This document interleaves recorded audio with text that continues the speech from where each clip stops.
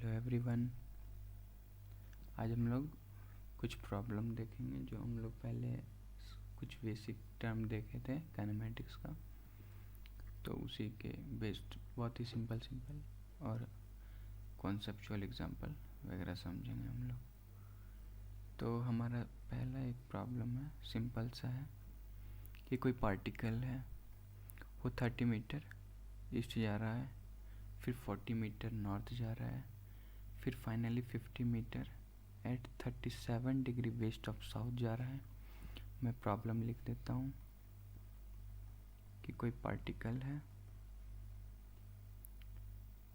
Moves, ठीक है, 30 metre east, then 40 metre north and finally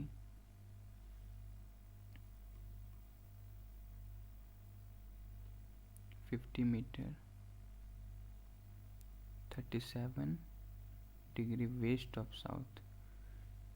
in सभी का मतलब क्या, मैं सारा कुछ बताऊंगा, ठीक है। पहले प्रॉब्लम देख लेते हैं।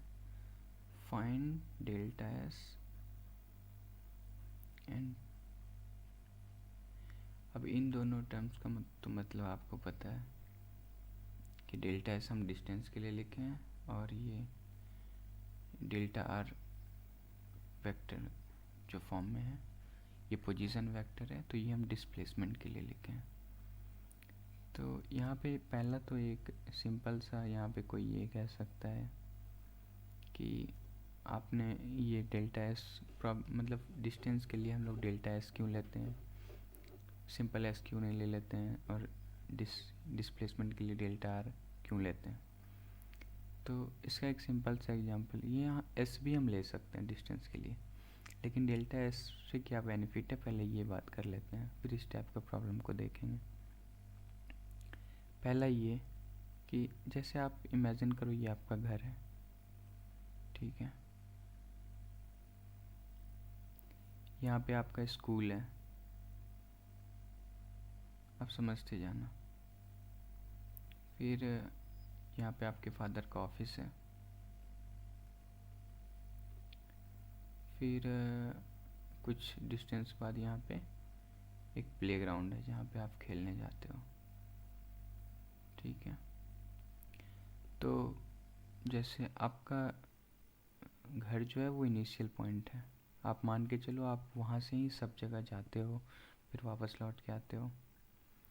तो ये सिर्फ मैं एग्जांपल इसलिए लिया हूँ कि ये आप लोग को पता चले कि ये डेल्टा एस, ये डेल्टा आर हम लोग क्यों लेके चलते हैं, नॉर्मली एस क्यों नहीं लिखते हैं डिस्टेंस या डिस्प्लेसमेंट को। तो जैसे आपका इनिशियल पॉइंट आपका घर है, तो आप जैसे आपको ये पता है कि आपके घर से प्लेग्राउंड कुछ 50 किलोमीटर दूर है। इमेजिन कि आपके घर से प्लेग्राउंड का जो डिस्टेंस है ये 50 किलोमीटर है, ठीक है।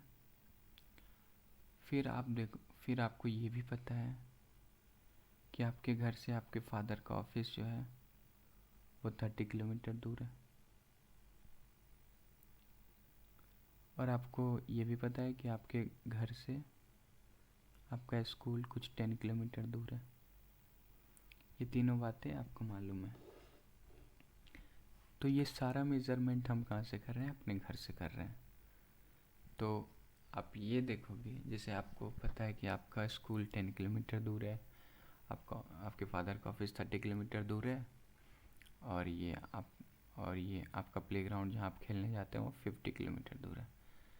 तो आपको कभी ऐसा काम पड़ गया कि आपके फादर के ऑफिस से आपके प्लेग्राउंड का डिस्टेंस मेज़र करना हो, जैसे आपको कोई पूछते कि आपके फादर के ऑफिस से प्लेग्राउंड के बीच में डिस्टेंस कितना है, तो आप हमेशा तो आप निकालने नहीं जाओगे कि हाँ जाके मेज़र करके आते हैं कितना है, या बाइक से जाओगे टाइम स्पीड को वो मैनेज करके देख लोगे, या नॉर्मली आप जैसे भी फाइंड करो। उससे सिंपल मेथड ये है कि आपको प्लेग्राउंड का डिस्टेंस पता है, आपके फादर का ऑफिस का डिस्टेंस पता है, तो यहाँ से यहाँ का डिस्टेंस पता करना कोई बड़ी बात नहीं है। सिंपल आप अपने प्लेग्राउंड का डिस्टेंस माइनस अपने फादर का, ऑफिस का डिस्टेंस आप कर लोगे तो आपको पता चल जाएगा कि यहाँ से यहाँ के बीच का डिस्टेंस कितना है। ये 550 माइनस 30 ये जो भी आए 20 किलोमीटर, तो ये आपको पता चल गया। तो आपने यहाँ पे क्या किया, फाइनल माइनस इनिशियल किया। तो यहाँ पे आपने जो कंसेप्ट लगाया वो डिफरेंस का लगाया, डिफरेंस प्लेग्राउंड से का डिस्टेंस माइनस ऑफिस का डिस्टेंस। तो ये जो आपने डिफरेंस लगाया यही डेल्टा एस है। नॉर्मली हम लोग हमेशा डेल्टा एस लगाते हैं। जैसे आपसे होम से प्लेग्राउंड का डिस्टेंस है तो अपने होम को ही 0 0 मान लो कि ये इनिशियल पॉइंट है। तो आप प्लेग्राउंड का डिस्टेंस 50 है, 50 किलोमीटर है। तो आप सीधा करोगे, आपसे कोई पूछे तो प्लेग्राउंड कितना दूर है तो आप 50 बोल दोगे। लेकिन एक्चुअल में हम 50 माइनस 0 कर रहे होते हैं, वो दिखता नहीं है, लेकिन एक्चुअल में आप सोचो तो आप कर रहे हो। तो इसलिए हम डेल्टा एस लेके चलते हैं। और डेल्टा आर भी सेम यही कंसेप्ट है। डेल्टा आर लेना बिल्कुल ज़रूरी है क्योंकि वो पोजीशन वेक्टर का डिफरेंस होता है। जैसे डेल्टा आर डिस्प्लेसमेंट है, सिंपली क्या होता है, एक पार्टिकल यहाँ है x1 i cap, vector form में अगर हम लिखें तो y1 j कैप है एक पार्टिकल। कोई दूसरा पार्टिकल है x2 i कैप, ये पोजीशन है, y2 j कैप, ये सब मैथ में आप लोग पढ़े होंगे। यहाँ से यहाँ का डिस्प्लेसमेंट अगर निकालना है तो वेक्टर फॉर्म में क्या करेंगे, x2 minus x1 y2 minus y1 आई कैप जे कैप के फॉर्म में लिख देंगे। तो यहाँ भी हम डिफरेंस ही कर रहे हैं, डायरेक्ट तो नहीं निकाले, इसलिए हम डेल्टा आर यहाँ पे करेंगे और डिस्टेंस उसका मैग्नीट्यूड लेके निकाल लेंगे। ठीक है, तो अब मेन हम प्रॉब्लम पे चलते हैं कि प्रॉब्लम अपना क्या था। प्रॉब्लम समझने की बात है कि पार्टिकल मूव्स 30 मीटर ईस्ट। अब सबसे पहले इस टाइप का जितना प्रॉब्लम अगर आपको मिले तो सबसे पहले एक्स वाई कोऑर्डिनेट अक्सर बना लेना चाहिए। तो आप सिंपली एक्स वाई कोऑर्डिनेट बना सकते हो। एक्स वाई कोऑर्डिनेट का हर कुछ तो मालूम ही होगा आप लोग को। ये एक्स इधर वाला होता है, ये माइनस एक्स, इधर प्लस में वाई, इधर माइनस में वाई। इसे एक और चीज़ लेके चलना चाहिए फिजिक्स में, डायरेक्शन हमेशा मान के चलना चाहिए। आप लोगों को ये याद होना चाहिए कि कौन सा डायरेक्शन किसका है। कि एक्स में ईस्ट होता है, माइनस एक्स में वेस्ट होता है, प्लस वाई में नॉर्थ होता है और माइनस वाई में साउथ होता है। ठीक है, तो ईस्ट वेस्ट नॉर्थ साउथ हो गया अपना। तो प्रॉब्लम पे चलते हैं, प्रॉब्लम क्या है। ये सब बेसिक टर्म है, ये सब आप लोग को बिल्कुल अच्छे से, ये सब बिना बताए ये सब बातें आप लोग के ध्यान में होना चाहिए। तो प्रॉब्लम पे ये है कि कोई पार्टिकल है वो 30 मीटर ईस्ट चला, 30 मीटर ईस्ट चला। ये देखते हैं कि अब कोई पार्टिकल है 30 मीटर ईस्ट चला तो कहाँ से चला। तो ये आप पे डिपेंड करता है कि आप कहाँ से चला रहे हो, कोई ज़रूरी नहीं है अगर इस टाइप का क्वेश्चन है तो आप, लेकिन आप ये देखो कि आप कौन सा इजी पॉइंट होगा। तो नॉर्मली कोऑर्डिनेट सिस्टम में हम सबसे इजी पॉइंट को ये 0 0 को मानते हैं। वो क्यों, क्योंकि यहाँ से हमें किसी भी प्रॉब्लम का सॉल्यूशन कम करना पड़ता है। ऐसा नहीं, हम पार्टिकल को स्टार्ट किसी भी पॉइंट, यहाँ से भी कर सकते हैं, यहाँ से भी कर सकते हैं, कहीं से कर सकते हैं, उससे मतलब नहीं है। लेकिन 0 0 से करने से ये फ़ायदा होता है, कैलकुलेशन कम होता है। तो जैसे हम स्टार्ट करते हैं यहाँ से, इसे पॉइंट मान लेते हैं, ये इनिशियल पॉइंट है, तो इनिशियल पॉइंट ए हो गया। अब क्वेश्चन में ये कह रहा है कि पार्टिकल जो है 30 मीटर ईस्ट चला, तो ईस्ट अपना डायरेक्शन ये है। तो हम ये देख लें कि पार्टिकल ये 30 मीटर ईस्ट चला, तो इस जगह का कोऑर्डिनेट क्या हो जाएगा, 30,0। ये बी पॉइंट मान लेते हैं, जो 0 ही होगा। ठीक है, फिर कह रहा है 30 मीटर ईस्ट चला, फिर देन 40 मीटर नॉर्थ, फिर आप इसे चला दो 40 मीटर नॉर्थ। नॉर्थ किधर है, ऊपर है। ठीक है, तो हम 40 मीटर इसे नॉर्थ चला देते हैं। तो ये सी पॉइंट हो गया, इसका कोऑर्डिनेट भी हमें पता है क्या, तो एक्स में 30 है और वाई में 40 है। ये 40 मीटर चला तो 40 लिख देंगे। अब कह रहा है, इसके बाद देखते हैं क्वेश्चन में क्या कह रहा है। फिर कह रहा है कि finally 50 metre 37 degree west of south. अब ये सब बातें भी समझने की कि वेस्ट ऑफ साउथ क्या होता है। दो टर्म आपको मिलेगा, जैसे नॉर्थ ईस्ट करके मिलेगा।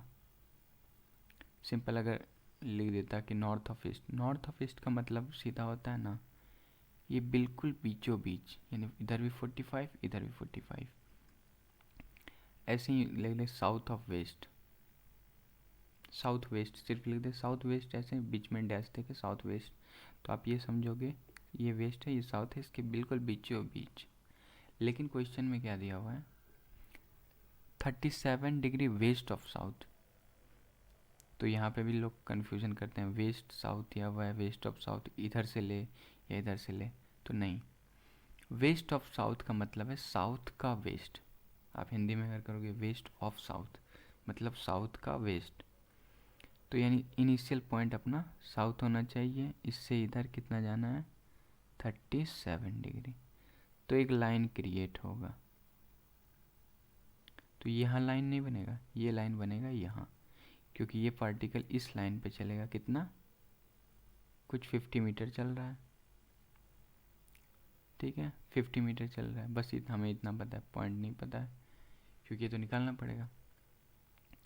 तो अब कैलकुलेशन है ये मेन यहाँ पे ये पॉइंट कहीं चल रहा होगा पार्टिकल, अब कहाँ तक है, मेन पार्टिकल पहले यहाँ चला फिर यहाँ से इधर चला, अभी ये कहाँ पहुँचा ये नहीं कह सकते, या तो यहाँ रुक गया, यहाँ रुका, या इस पॉइंट पे पहुँचा या नीचे गया। इसका आगे देखते हैं। अब find delta S and delta R, यानी डिस्टेंस और डिस्प्लेसमेंट दोनों निकालना है इस क्वेश्चन में।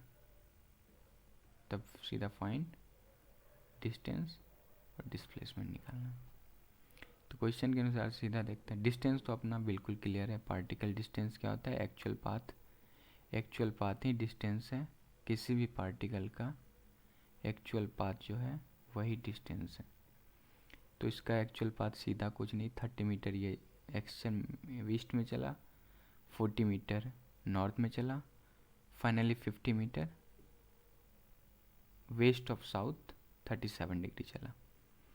तो ये डायरेक्ट कितना हो गया 30 40 प्लस 50, ठीक है। तो एक्चुअल पाथ ये कितना चला 30 प्लस 40 प्लस 50। अगर मीटर में है तो मीटर में लिख देते हैं, क्वेश्चन में कुछ भी मीटर में ही है या जो भी है मीटर में ही है तो मीटर में लिख देते हैं। तो कितना हो गया टोटल 120 हो गया, 120 मीटर। यानी ये पार्टिकल जो है एक्चुअल कितना चला 120 मीटर।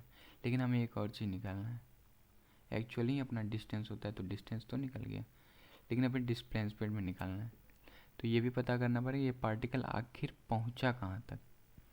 तो सीधा ये देखो इसका डिस्प्लेसमेंट 30 है, इसका सॉरी यहाँ से यहाँ तक का डिस्प्लेसमेंट कितना है 30 है, यहाँ से यहाँ तक स्ट्रेट लाइन 40 है। अब पता करना है ये लाइन कितना लंबा होगा। तो ऐसे आप देखो, जैसे ये 37 डिग्री हो गया, तो ये अपोजिट एंगल से ये भी 37 डिग्री हो गया, ठीक है। तो ये कितना हो गया 53 डिग्री हो गया, ये कर पा रहे हो आप, ठीक है। ये 50 है, ठीक है, ये 50 है। अब मान के चलते हैं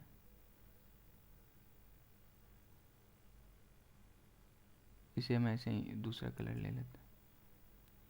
ये तो पहले आप डायरेक्ट समझ सकते हो, ये 30 40 50 पाइथागोरस लगा दोगे तो ये आपका ये भी निकल जाएगा, तो ये पता चल जाएगा। जैसे पाइथागोरस में क्या होता है पी स्क्वायर इक्वल टू ये बेस का स्क्वायर प्लस हाइट का स्क्वायर। तो ये आप लगा दोगे तो डायरेक्ट आप देखोगे कि पी के जगह पे क्या आएगा 30 का स्क्वायर प्लस 40 का स्क्वायर इक्वल टू आएगा, यहाँ पे ये रूट अंडर अगर आप पढ़े तो ये 50 आ जाएगा। तो यहाँ तो आप ये भी कर सकते हो 50 है तो डायरेक्ट इसी पॉइंट पे आया होगा। लेकिन नहीं हमें कैलकुलेट करना, अगर मान लीजिए 40 ही रहता तो हमें इस पॉइंट को निकालना भी पड़ता। तो इस पॉइंट को कैसे निकालेंगे, मान लीजिए ये पॉइंट पे पहुंचा, ये डी पॉइंट है, अपना ये लाइन है, तो हम ये देखना है हमें ये डिस्टेंस तो पता है कितना 50 है। अभी हम इमेजिन करके चल रहे हैं कि ये किसी एक्स जगह पे रुक गया है, ऐसा नहीं, ये तो हम ये क्वेश्चन से देख पा रहे ये पॉइंट यहाँ पहुँच गया, लेकिन हमें मान के चलना है यहाँ पे ही है। तो ये अपना पता चल गया 50 है, ये एंगल पता चल गया 53, ये 37 है तो ये 53 हो गया। तो इससे ये स्ट्रेट पैरेलल लाइन एंगल से पैरेलल लाइन का अपोजिट एंगल बराबर होता है। ये भी 53 है, तो ये 50 है और ये यहाँ से एक लाइन परपेंडिकुलर ड्रॉ कर देना है इस पॉइंट से। ये इसलिए क्योंकि हम एक्स कोऑर्डिनेट निकाल रहे हैं कि ये पहुंचा कहाँ है आखिर ये पॉइंट। एक्स कोऑर्डिनेट कैसे निकालेंगे, ये पाइथागोरस थ्योरम में ये वाला जो 1 मिनट में बता रहा हूँ, ये वाला जो है ये हमें पता है और ये एंगल हमें पता है। तो हम इसका कॉस थीटा कर दे तो ये वाला निकल जाएगा, और इसका अगर हम साइन थीटा कर दे तो ये वाला निकल जाएगा, बिल्कुल निकल जाएगा। तो 50 का कॉस कितना एंगल है, ये 57 है, 53 है, सॉरी 37 है ना, तो 53। 50 का कॉस 53 ये वाला पॉइंट हो गया, और 50 का साइन 53, क्योंकि ये वाला एंगल हमें पता है, ये वाला पॉइंट हो गया। तो ये वाला जो पॉइंट हो गया, यही ये वाला जो है हो गया ये वाला, ये जो यहाँ पे लिए, तो ये अपना कौन सा कोऑर्डिनेट हो गया, ये एक्स कोऑर्डिनेट हो गया, और ये वाई कोऑर्डिनेट हो गया। ये आप समझ पा रहे हो। तो इसे आप करोगे 50 कॉस 53, कॉस 53 कितना होता है, 3/5 होता है ना, हाँ 3/5, ये 10 हो गया, ये 30 हो गया, यानी एक्स कोऑर्डिनेट अपना निकल गया 30, और वाई कोऑर्डिनेट अगर हम लोग निकालते हैं तो 50 साइन 53, साइन 53 कितना होता है 4/5, 50 इंटू 4/5, ये 10 बार में गया, ये 40 हो गया। तो यहाँ से दोनों निकल गया क्या, पोजीशन वेक्टर में एक्स कोऑर्डिनेट कितना निकला 30 आई कैप, और वाई कोऑर्डिनेट निकल गया 40 जे कैप। जे कैप नहीं, डिस्टेंस जैसा निकला है, पहले ही देखना ये कि यहाँ से, अब यहाँ से देखो ये सीधा ये वाला हम लोग निकालें, सॉरी ये पोजीशन निकालें, ये मैग्नीट्यूड निकालें, अभी हम इसे वेक्टर फॉर्म में नहीं लिख सकते हैं। तो एक्स कोऑर्डिनेट यहाँ से यहाँ निकाले 40, सॉरी 30, एक्स कोऑर्डिनेट 30, तो यहाँ से यहाँ 30 है। तो एक्चुअल आप देखो पहले भी ये 30 ही चला था, फिर वापस इस पॉइंट से ये 30 चला था, ये 0 पे ही पहुँच जाएगा ना, यानी एक्स कोऑर्डिनेट ऑटोमेटिक 0 हो जाएगा। फिर वापस देखो ये इस पॉइंट है, यहाँ पे देखो ये वाई कोऑर्डिनेट में कितना नीचे आया है, वाई कोऑर्डिनेट में आप देखोगे 40, मैग्नीट्यूड ये दरअसल हम लोग निकाले हैं, ये 40 नीचे पहुँचा है। तो ये यहाँ से आप देखो ये 40 तो पहले भी ऊपर जा चुका था ना, तो 40 नीचे ही आ गया, तो वापस ये कहाँ पे पहुँच गया, वापस फाइनल पोजीशन इसका हो गया, ये फाइनल भी यही हो गया, तो ये 0 0 हो जाएगा। तो ये कैसे निकाल सकते हैं, देखो अब फाइनल वेक्टर फॉर्म में डेल्टा आर कैसे निकाल सकते हैं। डेल्टा आर यानी डिस्प्लेसमेंट जो है फाइनल वेक्टर माइनस इनिशियल, यानी R1 R final minus R initial. कैसे देखो, अब आर फाइनल क्या था, फाइनल हमारे लिए ये है, सॉरी फाइनल हमारे लिए ये है, तो जैसे यहाँ से यहाँ का भी निकालें तो फाइनल देखो कैसे निकलेगा। फाइनल पे भी हमें पता चल गया कि 0 पे पहुँचा, और इनिशियल पे भी 0 था, तो ये तो डायरेक्ट आर फाइनल शुरू में फाइनल पे कहाँ पहुँचा, 0 पे था, 0 आई कैप माइनस 0 जे कैप। फिर शुरू में कहाँ पे था पार्टिकल, शुरू में खुद वो 0 पे था, तो यहाँ पे भी 0 आई कैप माइनस 0 जे कैप, तो इक्वल टू 0 0। तो ये वापस ओरिजिन पे ही पार्टिकल रह गया। तो डिस्प्लेसमेंट अपना कितना हो गया 0, मैग्नीट्यूड भी डिस्प्लेसमेंट का 0 का अगर रूट अंडर लेते हैं तो 0 में हो जाए। ये आप समझ रहे हो, तो ये आप समझ रहे हो। थोड़ा सा मैंने समझाने में थोड़ा सा दिक्कत आई है, पर बहुत ईजी है। जैसे मान लीजिए अगर ये 40 ही चल पाता, 40 ही चलता, तो आपको 40 का अगर हम कॉस लेते हैं, फिर 40 का ही साइन लेते हैं, तो कुछ और वैल्यू आता। तो हम ये भी निकाल लेते हैं, 40 में से ये वाला घट जाता, फिर 30 में से ये वाला घट जाता। तो मान लीजिए यहाँ पे कुछ समथिंग कुछ पॉइंट आता एक्स वाई। अगर ये 50 नहीं चलता, 50 की जगह 40 चलता, 20 चलता, 25 चलता, हो सकता है 60 चलता, तो 60 चलता तो ये यहाँ आ जाता, तो ये निगेटिव कोऑर्डिनेट में पहुँच जाता ये, तो हमें इसका वैल्यू फिर -x -y में हो जाता। तो ये सिंपल है, बहुत ईजी है, ठीक है। फिर हम मीन्स समझने के लिए एग्जांपल हम लोग कर रहे हैं बेसिक टर्म काइनेमेटिक्स का। तो एक और बहुत सारा एक इजी और फार्मूला बेस्ड क्वेश्चन है, फार्मूला भी इससे याद रह जाता है। देखते हैं ये क्वेश्चन क्या है। क्वेश्चन है particle moving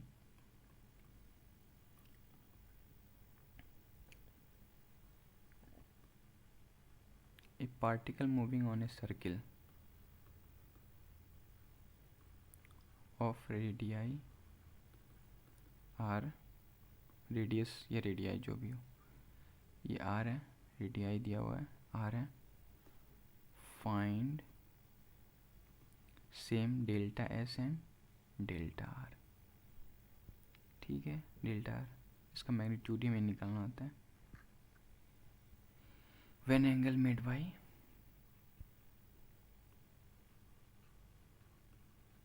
at centre is theta.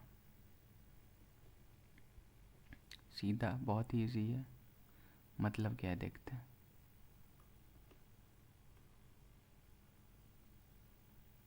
ठीक है, देखते हैं मतलब क्या है कि कोई पार्टिकल है, ये ओरिजिन है, एक पार्टिकल है यहाँ पे, ए पॉइंट पे एक पार्टिकल है, सर्कुलर मोशन कर रहा है वो मतलब सर्किल पे मूव कर रहा है कोई पार्टिकल। क्वेश्चन में दिया हुआ है particle moving on a circle of radius R, radius R का सर्किल है, वो मूव कर रहा है पार्टिकल ए टू किसी पॉइंट पे, ठीक है, रेडियाई आर, वो एंगल मेड कर रहा है थीटा, यानी ए से बी पॉइंट पे कोई जा रहा है, ठीक है, पॉइंट में पता नहीं, तो ए से बी पॉइंट पे कोई पार्टिकल जा रहा है, यहाँ से स्टार्ट किया मोशन, ये यहाँ से यहाँ पहुँच गया, तो वो सेंटर से एंगल उसका फॉर्म हुआ थीटा, बस इतना कह रहा है। तो हमें डिस्टेंस और डिस्प्लेसमेंट निकालना है, हमें रेडियस दिया हुआ है यार, कि कोई पार्टिकल है मूव कर रहा है सर्किल में, थीटा एंगल वो सेंटर से बनाया है, तो उसका डिस्टेंस और डिस्प्लेसमेंट क्या होगा, ये भी बहुत ही, यानी delta S and delta R, ये मैग्नीट्यूड फॉर्म में, मैग्नीट्यूड फॉर्म को हम ऐसे मॉड में लिखते हैं, ठीक है। दोनों अलग अलग होगा ये तो पता है। जैसे देखो अब क्या क्या होगा, यहाँ पे डिस्टेंस क्या होगा, पार्टिकल यहाँ से यहाँ गया, यहाँ से यहाँ गया तो वो थोड़ा राउंड में गया, ऐसे घूम के गया, तो ये जो है ये अपना डिस्टेंस हो गया, ये जो आर्क बना ये डिस्टेंस हो गया।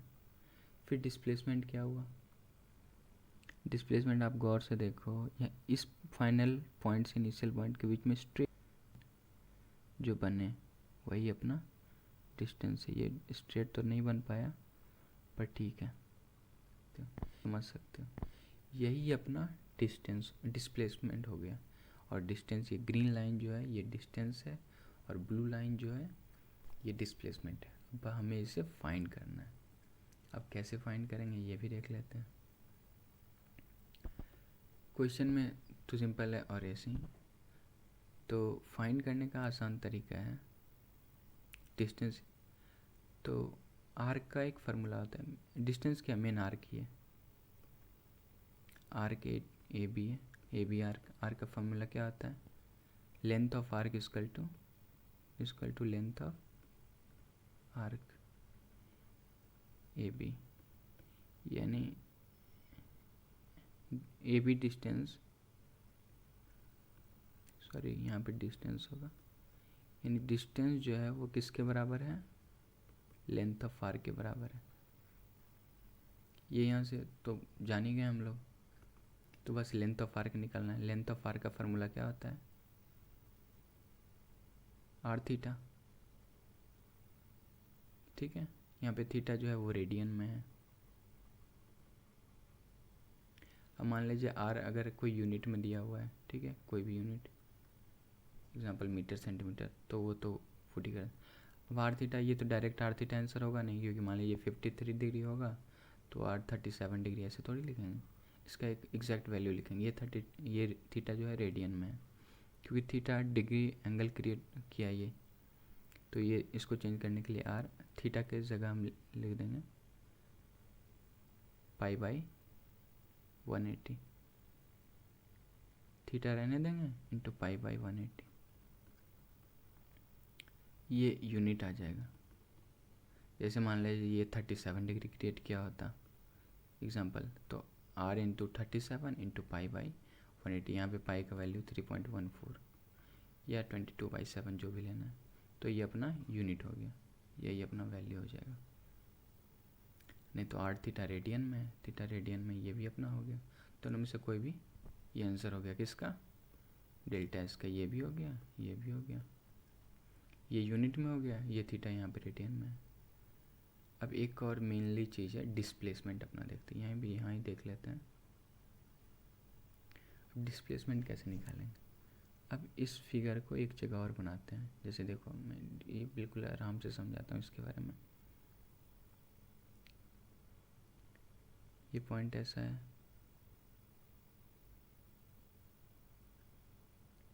फिर ये पॉइंट ऐसा है, ठीक है, और ये जो है ये ब्लू लाइन है ना, ये ब्लू लाइन है, ये वाला ब्लू लाइन है, ये वाला यहाँ पे बना है, ठीक है। बाकी ग्रीन लाइन तो अपना है ही, ग्रीन लाइन,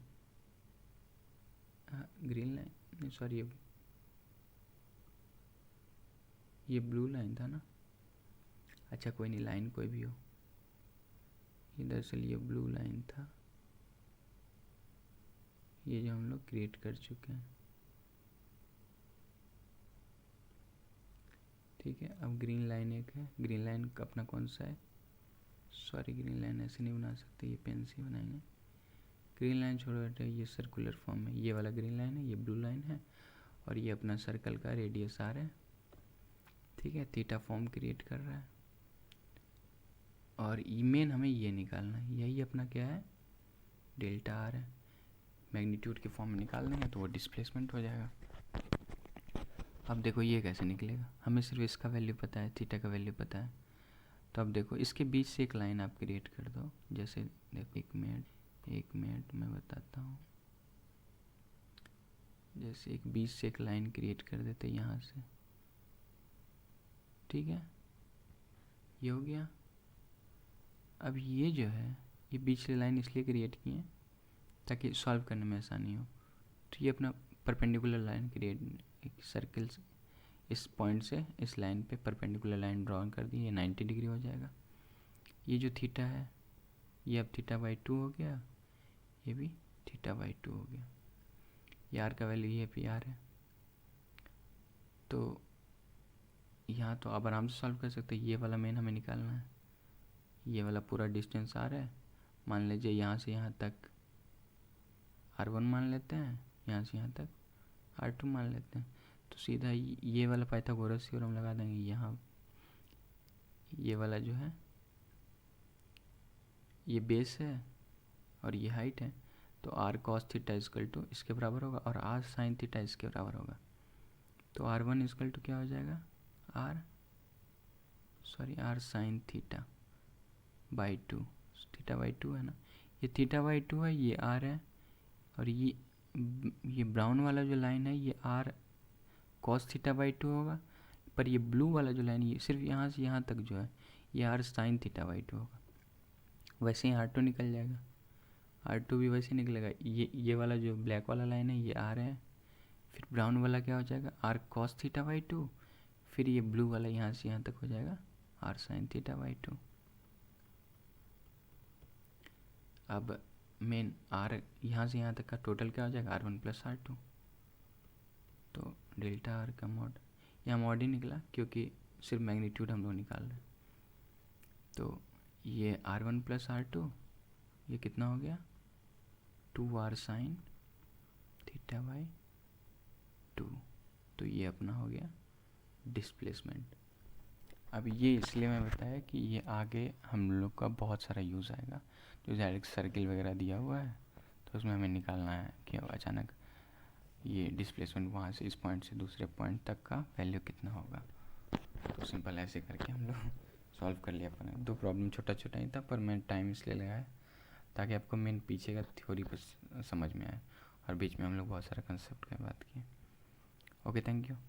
अगर आपको सचमुच अच्छा लग रहा है तो आप सब्सक्राइब कर सकते हो हमारा चैनल, ठीक है।